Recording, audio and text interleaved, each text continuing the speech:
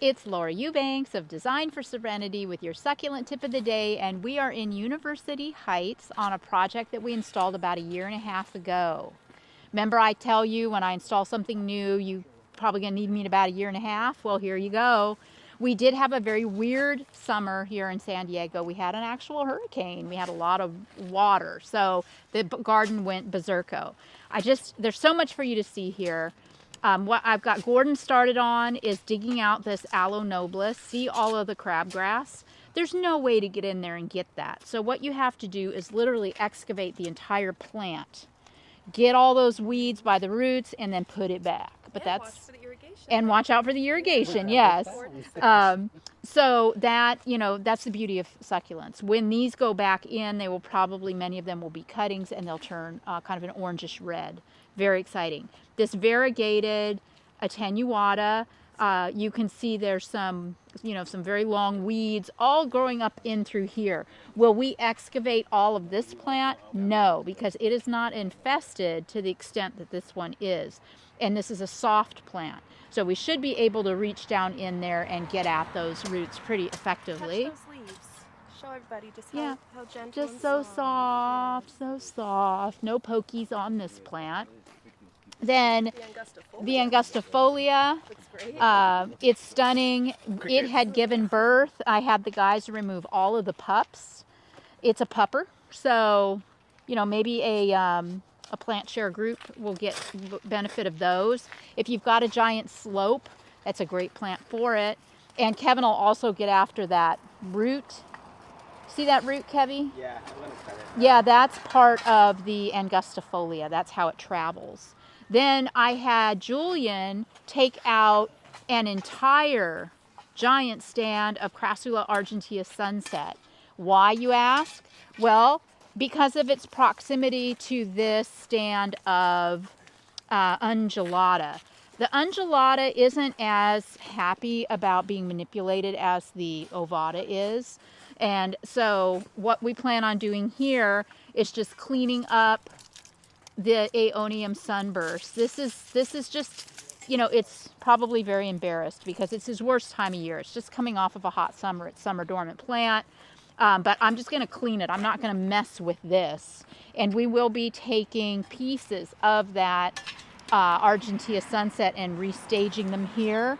But the beauty of it is we're also going to have pieces to move around in other areas of the garden. Did this bloom out? Is that why it's so diminutive? Or Yes, this mangave did bloom here, many areas. But see, you cut on a mangave, you can cut many mangave, not all, but you can cut the bloom spike off and it'll continue to grow and shrub.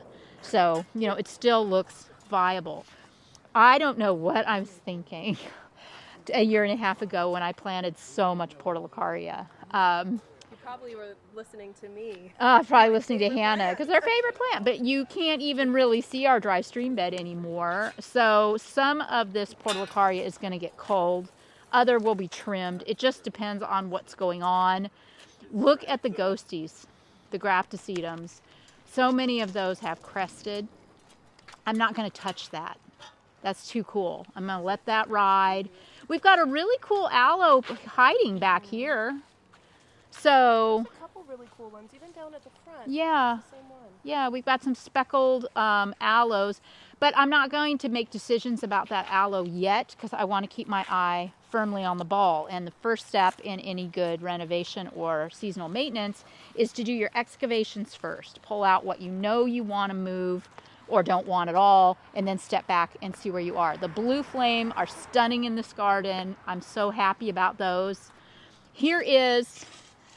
This is, if you want to look up the definition of runamucky in the dictionary, this picture should accompany it. This is such a hot mess here. This Aeonium haworthia, this is what it does. See, it gets really, really stemmy, leggy, and heavy, and then it collapses. So my client's so funny. She says, there's something planted in there that died, but I don't remember what. And I'm like, no, that's just this plant getting too tall, too heavy, and collapsing. So this will come out. Can these pieces be reset? Absolutely. So we will see about that. Isn't this a Gwengifolia, just non-variegate? Looks really cool. Yeah, but you can't see it for all of the Portulacaria, and the desert museums are looking so good. But I will be making a few judicious cuts on this plant, on this tree today, and taking it off of its stake, and just kind of limbing it up a little bit to expose all the beauty underneath. Oh my, more Portulacaria. Petalanthus is And weird. yeah, let's talk about the elephant in the room, the Petalanthus brachiotis. Client told me that these things literally all collapsed and were laying on the ground, and then over time just righted themselves. What happened was they weren't getting enough water, and then it rained. So that was the miracle that occurred there. She loves them. She loves the blooms. At first I thought we can cut these up and reset them, but then we decided no, because it has taken them a year and a half to figure this out and leaf out and be pretty. So I am just going to do, again, there's a Hummer. Yeah. I'm just going to do some judicious lacing on these plants. We'll get this Portulacaria out of here. I think all of this should come out, and then maybe one of our cuttings, maybe some of the Argentea Sunset, maybe one of the cool aloes can go in here. But these plants have matured and grown to such an extent that the ground cover Portulacaria is just not that necessary anymore. This is what Senecio tends to do, and we kept this. It was a volunteer. Our client's husband really loved it, so we left it, with the caveat that it's going to get out of control, and unless you want to spend a lot of time deadheading, so they understand and they're ready to say goodbye to this. Hannah and I came in, I guess it was 6-9 months after we did the front yard and did all these pots, which Nancy, our client, has taken phenomenal care of, and they look wonderful. I did encourage her to fertilize the cactus. You can see the cactus look a little anemic. Just a little bit of cactus specific fertilizer or diluted general fertilizer, or even worm castings is all that's needed to get those to color right the heck back on up.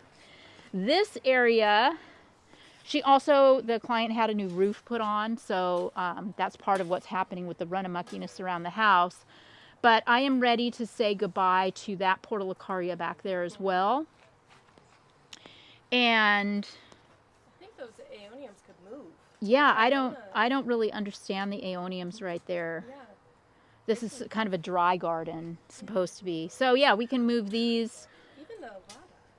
Yeah, and the Ovada, those are two plants that can probably be rehomed. But again, we'll decide for sure on that later. Like, I noticed this gorgeous Kishokan little agave right here amongst the tapestry that I was thinking that was something that might work really well in here in more the drier garden area. So I'm glad to see that our mammillarias are doing well. The ferrocactus can go over there somewhere. Yeah, for sure. I don't really get that right there, and it feels a little too close to the sidewalk for me. So doesn't that just look more aggressive than the mammy? Both cactus, both thorny. But anywho, so yes, as you can see, we have our hands full. And there's this other side, there's the front. Oh yeah, we still haven't even finished, have we? Okay, the Ruchia, love. So you can't really see a whole lot of the front because we've got so many plants on tarps right now. But remember, this was something that I just kind of added on at the end. We put in, this is all xeroscopic. There's no irrigation out here. There are the jacarandas that are the city trees. So I planted some angustifolia. I planted a Bacarnia recurvata. Under the shade of this jacaranda, we did some aeoniums, which have held up really well considering it's been, summer. We're just now in the middle of October. And in San Diego, it can be hot into November. So I did a lot, all this river rock. They had it, and we just repurposed it. I'm absolutely loving this agave. That is so incredibly stunning. And all of these aeoniums and these aloes and these attenuatas were here already. Over here, because they are still, they're getting rid of, there's a fence under all that foliage. And that's coming down, whether they have it taken down or it just falls down. It is coming down soon. So we didn't want to do, oh, bless you. We didn't want to do a whole lot in here, knowing that that phase was still forthcoming. So we just planted a sticks on fire. This was also from somewhere in the yard. And these beautiful milii, which have done so well.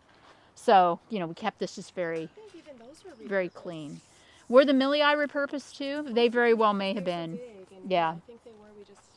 I think so too. Yeah. But they're beautiful. This is, you know, just very clean. I think we've got desert gold in this garden, don't we? This was pre-chamois beige era, wasn't it?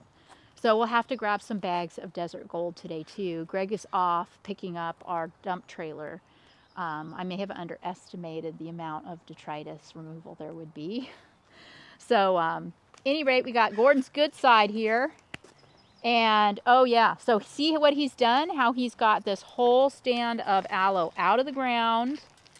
And now he is able to get in there and get after this crabgrass by the roots. And then, because he has, you know, done such fastidious work, we may be able to throw the stand back in without having to cut it all up and reset it. Might just be able to just throw it right back in. So that's great. But before we do that, we'll leave it out so we have better access to weeding in around these agaves. So over here, oh my gosh, they've already got the Dazzlerian out. And moved it. Look at that. Remember there's a Dazzy right there? It is now living over here. Look at how great that looks. Dang, you guys. Faster than grease lightning. Yes. That is so much better. All right, I'm gonna roll up my sleeves and get to work. We'll check in with you a little later on. All right, we are into this maintenance just a little over an hour, and look what we have accomplished. So much. So you're probably wondering, well, wait, what was there? We've taken out a lot of the Portulacaria afra, and we got this angustifolia moved. It was up here between the blue glow and the ferox. So we got it moved in. This is where the Crassula argentea sunset was. Yes, we are going to work that back in. A lot of the plants we've taken out will be judiciously worked back in. Look, you can see the dry stream bed again. We took one of the Portulacaria out that was up there. I am in the process of kind of limbing up this Dazzlerian. And then I'm leaving this porty. I'm just cutting down the portions that are growing straight up to keep it lower profile. We do anything else in here? I don't think so, right? There's a lot of cleaning up. Like something got pulled out there. 40. Yeah, another porty came out of here. Just airing it out. Maintenance, gardening by subtraction, right? So this is just insanely better, exposing that beautiful piece of driftwood, letting the Aloe-ferox breathe. I had Mel move the Pharaoh cactus that was right here up into the dry garden. I had Julian pull out the Crassula ovata and the Portulacaria. So we'll identify some drier plants that we can pop in back here and just keep this very xeroscopic looking. Hannah, if you want to come over here and show them how gorgeous this is. This view that you're looking at through here is so magical.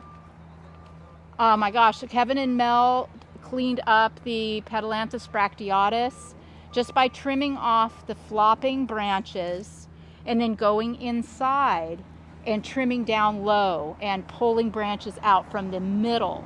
That way it doesn't look hacked up. It's the way to do it when you're trimming.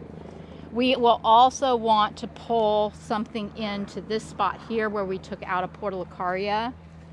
And this is a hot mess now. The Rubbertinctum, you know, it's cute for a year or so and then not so much. So this could be another spot for some yellow Crassula as well.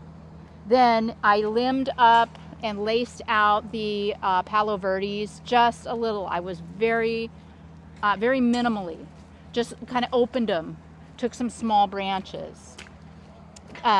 Didn't do too much. They're still very young trees. And we took out the Aeonium haworthia from here.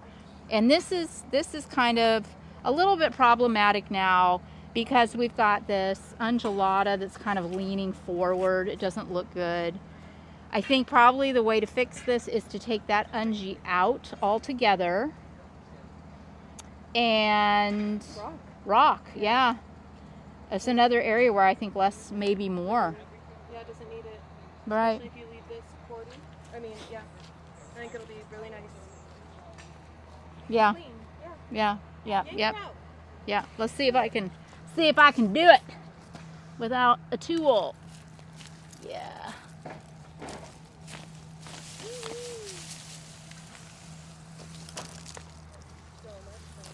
Is that better? I've got Greg getting some more of the Cali Gold, the bag Cali Gold 3/8, and this too. This is not cute.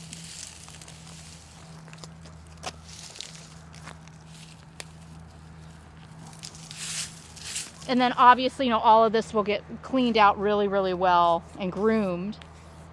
But yeah, I think we also are going to want to go after this Portulacaria, not to remove it, but to bring it to heel. Take off, some of the pieces that are growing up. And Angustifolia can move too.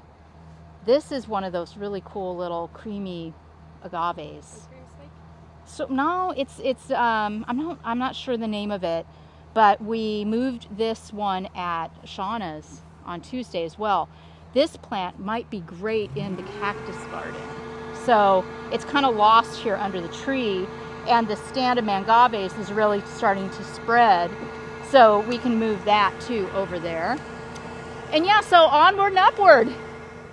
Well, here we are. It was a year and a half. And I had Gordon, Kevin, Mel, Hannah, Julian, and myself and Greg did a lot of running around and driving. But we got this all done in just a few hours' time. And look, how spectacular. Bottom line, we did some edits.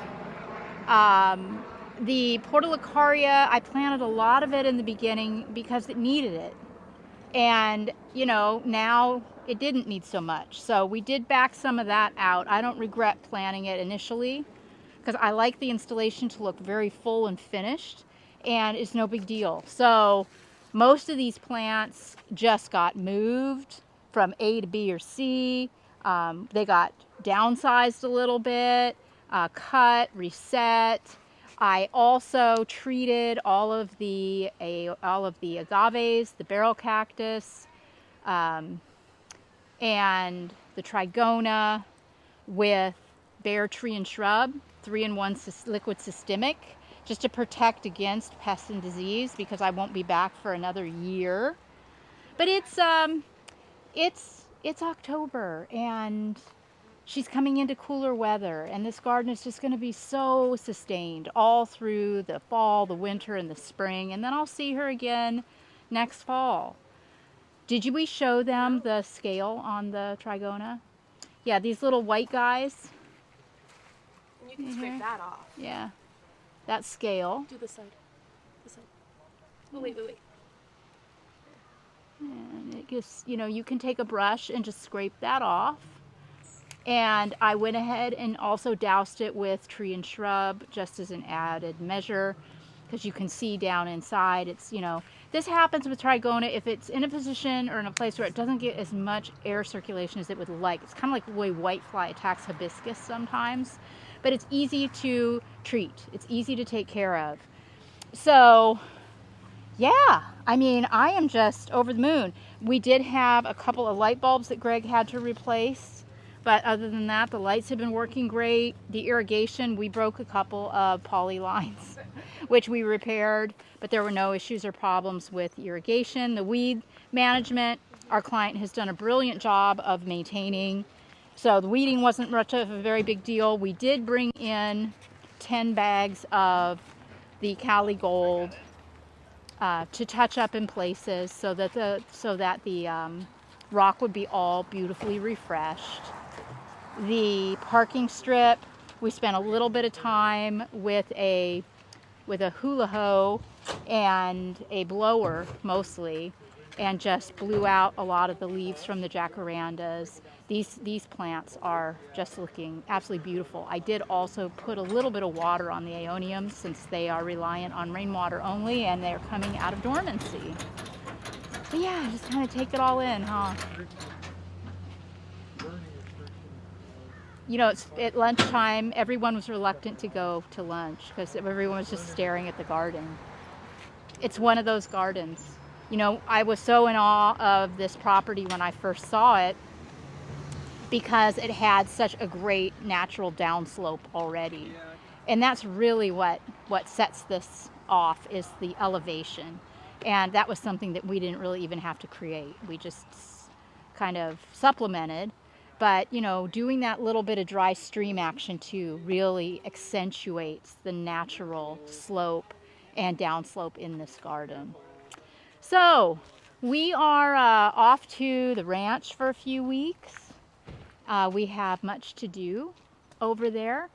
We've got to rake and burn and get all ready for winter time. So on the flippity, we have a very busy fall. So we'll see you guys soon. Take such good care. Get out, enjoy your gardens. This has been Laura Eubanks reporting from University Heights with your succulent maintenance tip of the day. Bye, guys.